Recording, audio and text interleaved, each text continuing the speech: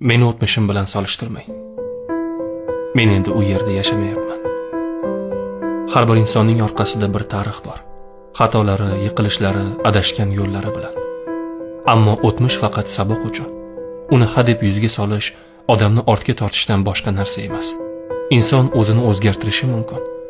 Alloh kechirgan bo'lsa, odamlar ham kechira bilishi kerak.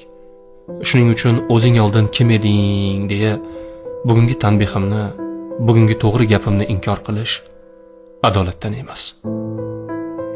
O'tmishda adashgan odam bugun eng to'g'ri so'zlovchi bo'lishi mumkin.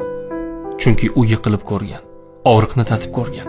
U qayta turib hayotning qadrini chuqurroq tushungan.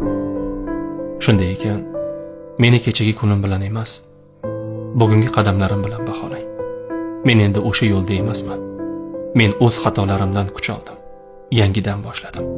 Va bugun aytayotgan har bir so'zim kechagi xatolardan emas, bugungi to'g'ri qadamlardan tug'ilgan haqiqatdir.